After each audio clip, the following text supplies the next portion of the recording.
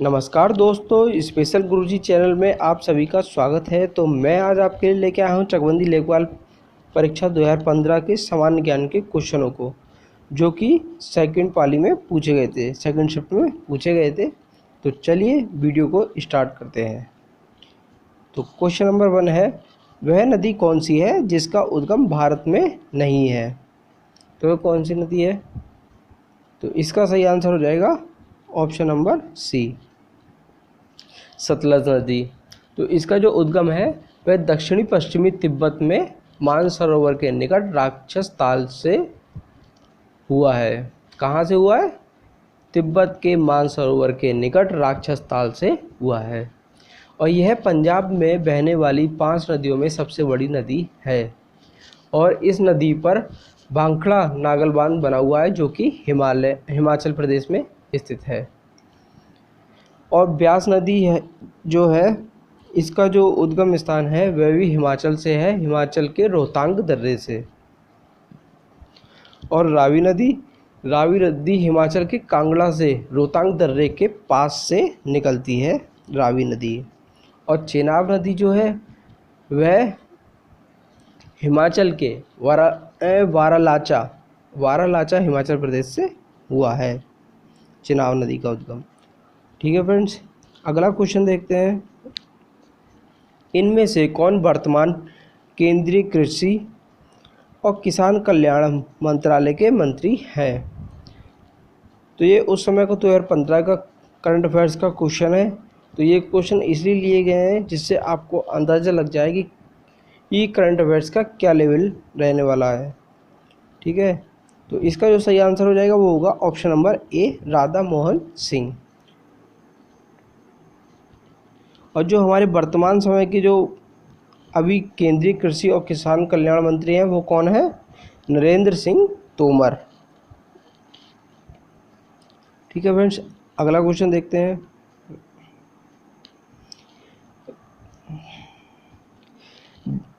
वर्तमान वर्ष 2014-15 में पिछले वर्ष 2013-14 की तुलना में भारत का सकल खाद्यान्न उत्पादन कैसा था? लगभग 8 मिलियन टन घाटा है। इसका सही ऑप्शन क्या हो जाएगा? Option number A. तो 2013-14 की अपेक्षा 2014-15 में इनको 8 मिलियन टन का लगभग घाटा हुआ था। तो 2013-14 में कितना था? वो हमारा 2013-14 में 264.38 लगभग था, मिलियन टन लगभग। ठीक है, और 2014-15 में कितना था? तो वो हमारा था 257 मिलियन टन। और अभी फ़िलहाल 2019-20 में कितना है? 2019-20 में जो हमारा खाद्य उत्पादन है वह है 290 मिलियन टन। ठीक है फ्रेंड्स, अगला क्वेश्चन देखते हैं। 2016 के रियो ओलंपिक में कितने प्रकार के खेलों की प्रतिस्पर्धा हुई? तो इसका सही आंसर क्या हो जाएगा? ऑप्शन नंबर बी हो जाएगा 42। इससे पहले जो था वो कितनी स्पर्धाएं होती थी? तो 2016 से पहले हमारी 40 स्पर्धाएं होती थी और 2016 से अब 42 होती हैं। इसमें 2 गेम कौन कौन से बढ़ाए गए हैं?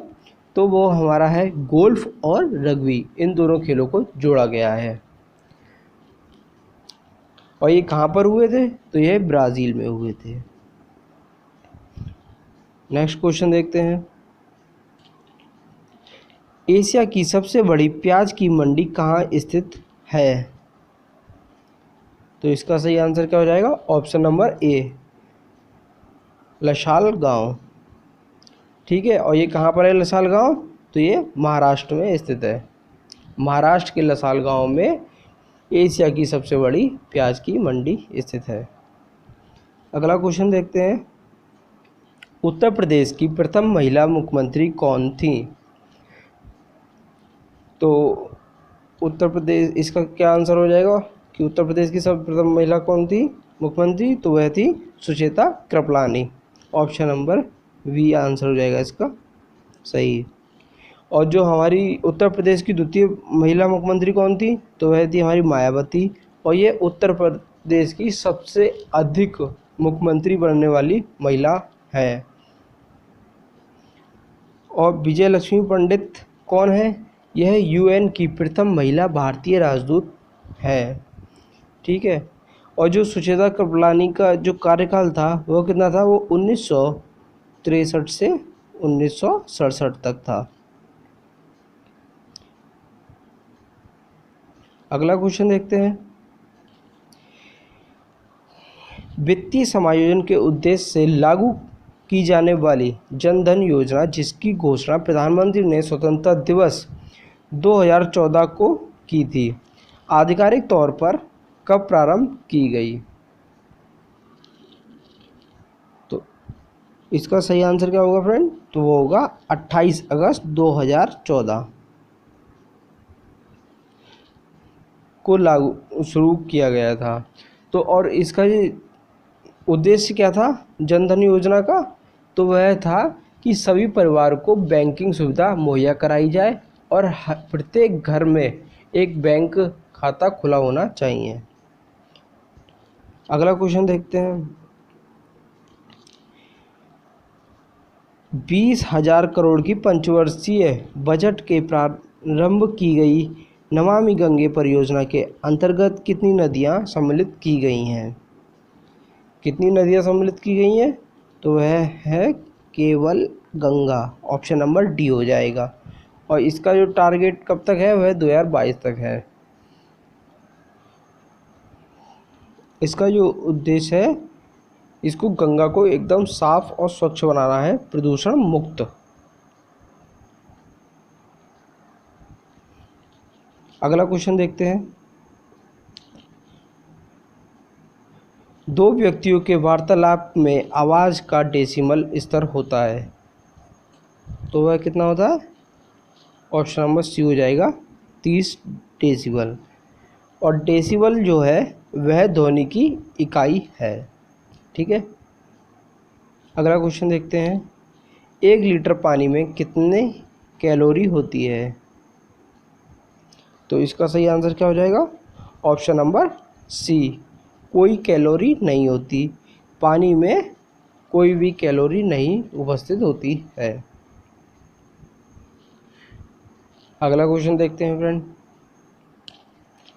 क्वेश्चन नंबर 91 है, अग्नि दुर्घटना में क्या अधिक तपिश पैदा करता है? तो इसका सही आंसर क्या होगा? वो होगा पॉलीमर। पॉलीमर जो है वह सबसे ज़्यादा अधिक तपिश पैदा करता है। और सेकंड नंबर पे क्या करता है, तो वह है लकड़ी, और उसके बाद पत्थर, और पत्थर के बाद भी आता है ईंट। ठीक है। और इसका जो बचाव है, तो उसके लिए हमें क्या करना होता है, उसके लिए हमें अग्नि विरोधी कपड़े और हेलमेट का प्रयोग किया जाता है। ठीक है। अगला क्वेश्चन क्या है वो देखते हैं। खाद्यान्नों का न्यूनतम समर्थन मूल्य प्रति वर्ष कौन घोषित करता है? तो इसका सही आंसर क्या हो जाएगा फ्रेंड? वो हो जाएगा ऑप्शन नंबर सी, कृषि लागत एवं मूल्य आयोग इसकी घोषणा करता है। तो इसकी जो स्थापना है वो कब हुई थी, तो इसकी स्थापना 8 जनवरी 1965 को की गई थी। और इसका मुख्यालय कहाँ पर है, तो वह है दिल्ली में। और न्यूनतम समर्थन मूल्य भारत सरकार द्वारा पहली बार 1966 और 1967 में हरित क्रांति के समय किया गया था। और वर्तमान समय में 25 फसलों पर न्यूनतम समर्थन मूल्य दिया जाता है। अगला क्वेश्चन देखते हैं। गेहूं का न्यूनतम समर्थन मूल्य है, तो ये 2015 का क्वेश्चन है। तो ये उस समय का करंट अफेयर्स का क्वेश्चन है। तो उस समय जो रेट था वो क्या था हमारा, वो था 450 रुपये प्रति कुंटल, ऑप्शन नंबर ए हो जाएगा। ठीक है, और हमारा अभी वर्तमान में कितना है 2019 और 20 का, तो वो हमारा है 1925 रुपये प्रति कुंटल। ठीक है फ्रेंड्स, अगला क्वेश्चन देखते हैं। पुरस्कृत फिल्म लाइफलाइंस, जिसे 126 देशों में 14,000 बार एक शिक्षण उपकरण के रूप में देखा गया, भारत के किस राज्य की ग्रामीण पृष्ठभूमि को दर्शाती है?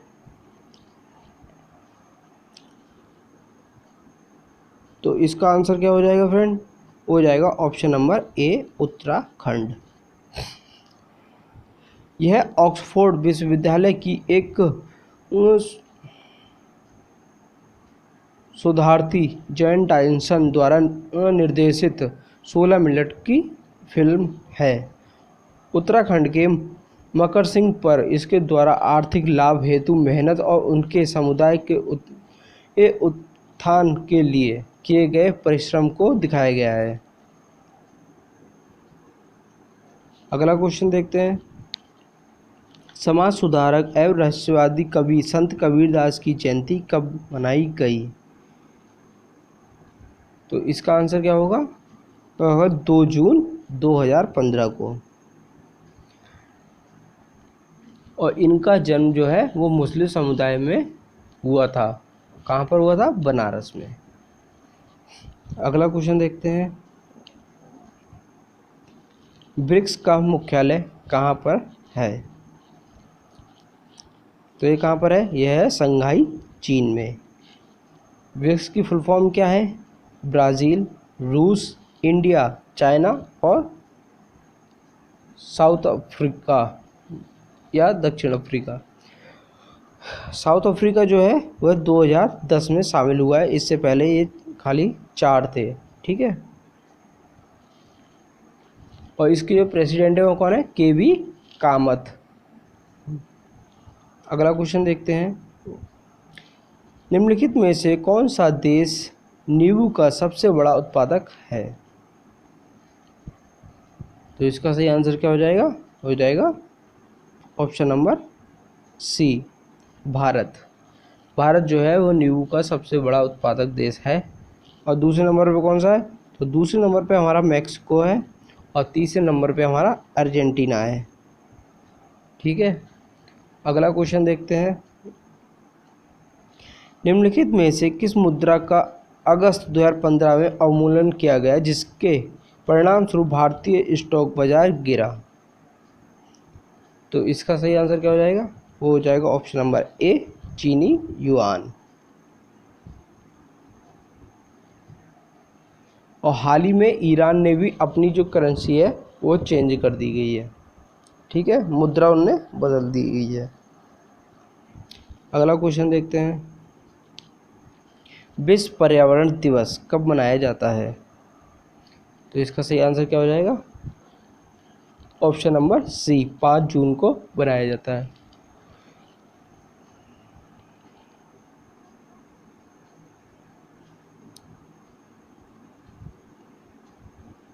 अगला क्वेश्चन देखते हैं।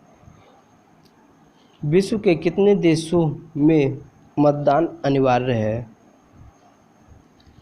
तो कितने देशों में? उपरोक्त में से कोई नहीं, ऑप्शन नंबर डी हो जाएगा। ठीक है, और अगस्त 2013 से जो है 22 देशों का अनिवार्य था। अगला क्वेश्चन देखते हैं। इनमें से किसको 24वां व्यास सम्मान दिया गया? तो इसका सही आंसर क्या होगा? ऑप्शन नंबर ए, कमल गोयनका। इसका राइट आंसर हो जाएगा। और ये व्यास सम्मान भारतीय साहित्य के लिए दिए जाने वाला ज्ञानपीठ के बाद ये दूसरा सबसे बड़ा सम्मान है। इस पुरस्कार को कब शुरू किया गया? तो ये 1991 में के बिरला फाउंडेशन के द्वारा शुरू किया गया था। और इस पुरस्कार के द्वारा 3 लाख रुपए नगद दिए जाते हैं। और अगला क्वेश्चन देखते हैं। चुनाव प्रचार। चुनाव आचार संहिता के अनुसार चुनाव के समय किसका निषेध है? तो इसका आंसर क्या हो जाएगा? ऑप्शन नंबर डी, उपरोक्त सभी चीज़ों का निषेध है। ये चुनावों के दौरान किसी भी प्रकार की हिंसात्मक या उल्टी सीधी बयानबाजी को रोकने के लिए आचार संहिता बनाई जाती है। अगला क्वेश्चन है, भारतीय खाद्य निगम की स्थापना कब हुई थी? तो ये कब हुई थी? ये 14 जनवरी 1965 को हुई थी। इसका सही आंसर क्या हो जाएगा? ऑप्शन नंबर बी सही आंसर हो जाएगा। इसका पहला जो जिला कार्यालय है वह कहाँ पर खुला था? वह तंजौर में खुला था। और इसका मुख्यालय कहाँ है? तो वह है चेन्नई में। और इसे फूड कॉरपोरेशन एक्ट 1964 के तहत लागू किया गया था। ठीक है फ्रेंड्स, अगला क्वेश्चन देखते हैं। जिस दिन भगत सिंह को फांसी दी गई वह शहीद दिवस के रूप में प्रत्येक वर्ष कब मनाया जाता है? तो इसका सही आंसर क्या हो जाएगा? तो वो हो जाएगा ऑप्शन नंबर ए, 23 मार्च। 23 मार्च 1931 को भगत सिंह, सुखदेव और राजगुरु को फांसी दी गई थी। कब दी गई थी? 23 मार्च 1931 को। तभी से शहीद दिवस मनाया जाता है। अगला क्वेश्चन देखते हैं। बिहार राज्य विधानसभा के चुनाव प्रचार कितने चरणों में संपन्न हुए? तो कितने में हुए थे? 5 में हुए थे। और एक विधानसभा जो हुए थे मतलब इलेक्शन, तो इसमें कितनी सीटों के लिए हुए थे? वह हमारे 243 सीटों पर हुए थे और 5 चरणों में हुए थे। ऑप्शन नंबर ए सही आंसर हो जाएगा। अगला क्वेश्चन देखते हैं। निम्नलिखित को सुमेलित कीजिए तथा नीचे दिए गए कूट का प्रयोग कर सही उत्तर चुनिए। तो विश्व डाक दिवस कब बनाया जाता है? हमारा 9 अक्टूबर को बनाया जाता है। और राष्ट्रीय मतदान दिवस कब बनाया जाता है? हमारा 25 जनवरी को बनाया जाता है। और मानवाधिकार दिवस कब बनाया जाता है? वो हमारा 10 दिसंबर को बनाया जाता है। और राष्ट्रीय युवा दिवस कब मनाया जाता है? वो बनाया जाता है 12 जनवरी को। तो इसका फ्रेंड सही आंसर क्या हो जाएगा? वो हो जाएगा ऑप्शन नंबर बी। अगला क्वेश्चन देखते हैं। भारत में कितने शहरों की आबादी 10 लाख से अधिक है? तो इसका सही आंसर क्या होगा? वो होगा ऑप्शन नंबर बी, 53। ये जनगणना 2011 के अकॉर्डिंग है। और 2001 में ये संख्या कितनी थी? तो वो थी हमारी 33 संख्या। और यूपी में 10 लाख से अधिक जो जनसंख्या है उनकी कितने शहर हैं? 7 शहर हैं। ठीक है, यूपी के 7 शहरों की आबादी जो है वो 10 लाख से अधिक है। और अपने भारत में, पूरे भारत में सबसे सर्वाधिक जनसंख्या वाला शहर कौन कौन से है वही देखते हैं। सबसे पहला है मुंबई, दूसरे पे है दिल्ली, तीसरा है कोलकाता, चेन्नई और बेंगलोर। ये 5 हैं जिनकी सबसे ज़्यादा आबादी है। अगला क्वेश्चन देखते हैं। संकल्प प्रदान अभियान किसने आरंभ किया? तो ये किसने किया? ये बिल गेट्स ने किया था। ये माइक्रोसॉफ्ट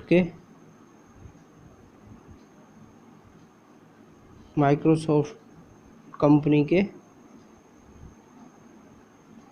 अध्यक्ष थे।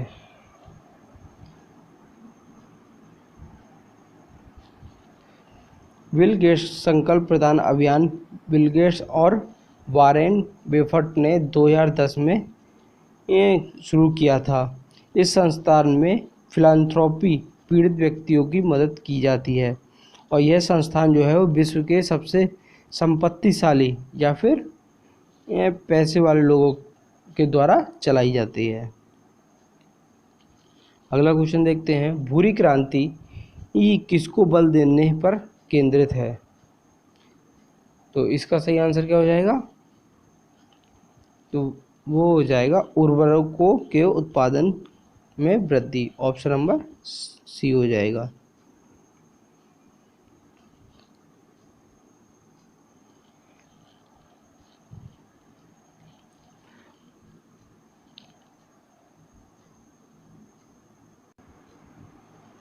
अगला क्वेश्चन देखते हैं, बृहस्साची स्फूर्त किस काल से संबंधित है? तो इसका सही ऑप्शन क्या होगा? ऑप्शन नंबर डी हो जाएगा, मौर्य काल। तो बृहस्साची स्फूर्त का जो निर्माण है वो हमारा 300 ईसा पूर्व किया गया था। और किसके द्वारा किया गया था?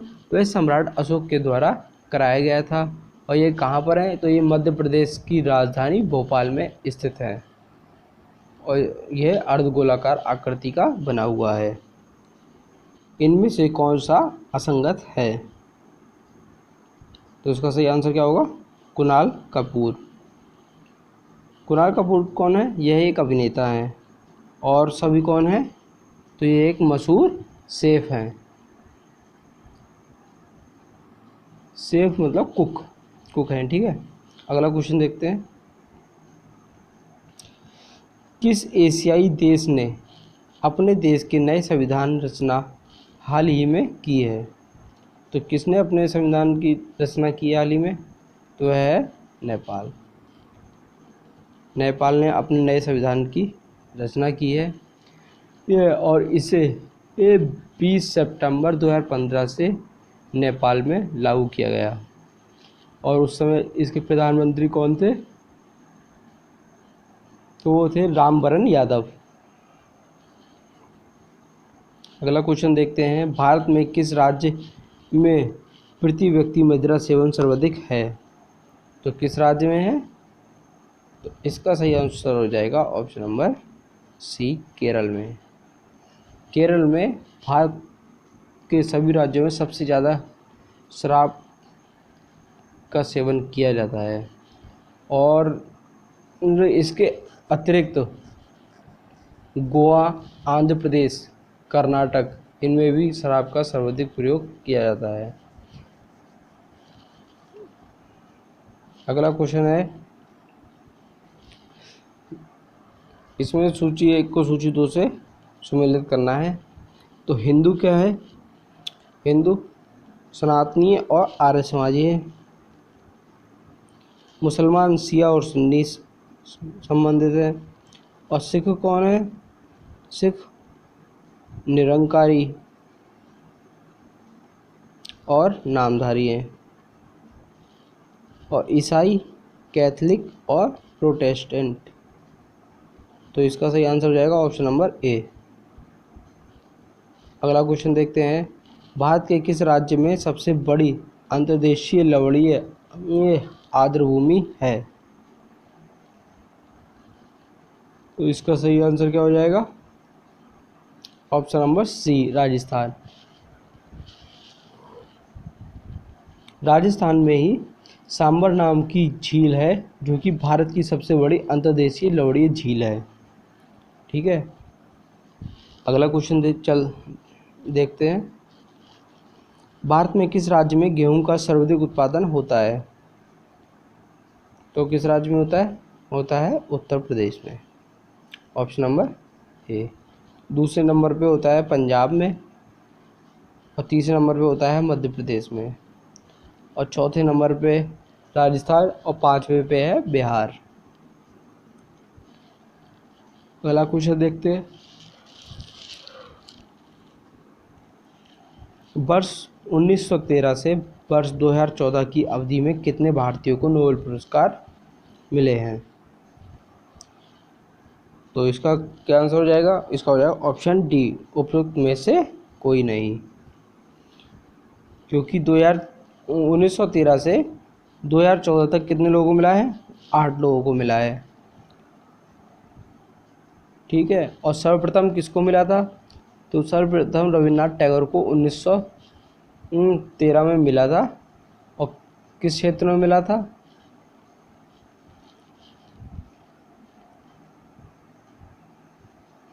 साहित्य के क्षेत्र में मिला था। और अब 2020 तक इसकी कितनी संख्या हो गई है, 2019-20 तक, तो इनकी संख्या 9 हो गई है। ठीक है, नोबेलों की संख्या, क्योंकि 2019 में अभी अर्थशास्त्र के क्षेत्र में अभिजीत बनर्जी को नोबेल पुरस्कार मिला है। नेक्स्ट क्वेश्चन देखते हैं, इनमें से कौन भारत का कार्यवाहक राष्ट्रपति नहीं था?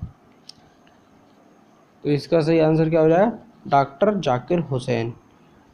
यह पूर्णकालीन राष्ट्रपति थे, जो कि इनका जो कार्यकाल था वह 1967 से 1969 तक था।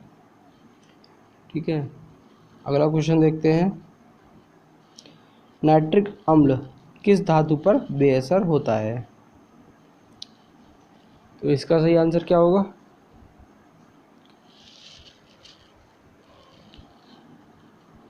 ऑप्शन नंबर सी हो जाएगा, सोना। नाइट्रिक अम्ल जो है वो सोने पर असर नहीं होता है और क्रिया नहीं करता। मतलब इसके अतिरिक्त नाइट्रिक अम्ल निकिल, चांदी, तांबा, एल्युमिनियम और जिंक आदि पर धातुओं से क्रिया करता है। अगला क्वेश्चन देखते हैं, भारत में किस तटवर्ती शहर में सबसे लंबा समुद्री पुल अवस्थित है?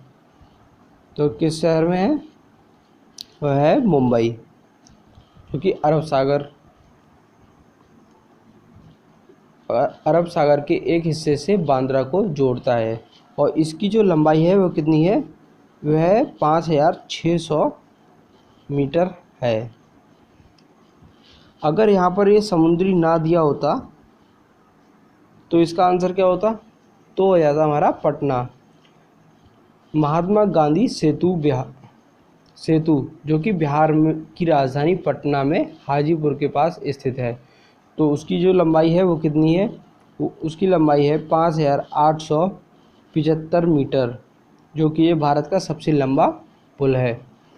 और भारत का सबसे लंबा रेल पुल कौन सा है, तो है असम में है डिब्रूगढ़, असम के